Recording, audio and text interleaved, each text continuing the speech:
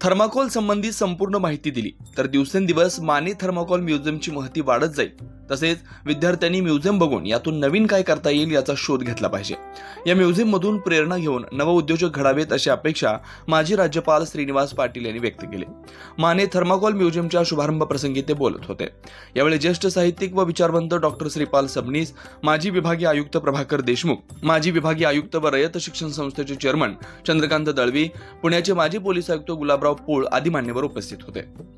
श्रीपाल सबनीस म्हणाले, मानदेशाच्या इतिहासात रामदास माने यांचं नाव सुवर्णाक्षरात कोरलं जाईल एवढं कर्तृत्व त्यांचं आहे। गरीब विद्यार्थ्यांना ज्ञान सहज उपलब्ध व्हावं ही तळमळ त्यांच्यात असून त्यासाठी विद्यार्थ्यांना सर्वतोपरी मदत करण्याची त्यांची तयारी आहे। बुद्धीचं कौशल्य व मनगटाच्या बळावर त्यांनी घेतलेली उत्तुंग झेप खरंच कौतुकास्पद आहे। रामदास माने हे खऱ्या अर्थानं मानदेशाचे टाटा अंबानी आहेत। गुलाबराव पोळ म्हणाले, मानदेशाचा अस्सल हिरा म्हणजेच रामदास माने।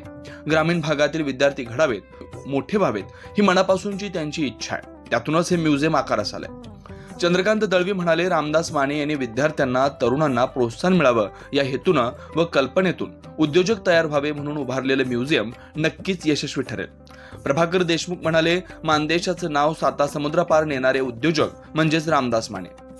त्यांचा अत्यंत प्रतिकूल परिस्थितीवर मात करून रोजगार हमीचा मजूर ते यशस्वी उद्योजक हा प्रवास आपणा सर्वांसाठी अभिमानास्पद व प्रेरणादायक आहे। हे म्युझियम पाहून अनेक उद्योजक निर्माण होतील याची मला खात्री आहे। Story of thermocol and thermocol man Mane thermocol museum या महत्वाकांक्षी प्रकल्पाबद्दल रामदास माने यांनी आपल्या प्रास्ताविकात सविस्तर माहिती दिली। खबर गावाकडची, संपादक नितीन वाघमोडे, दहिवडी।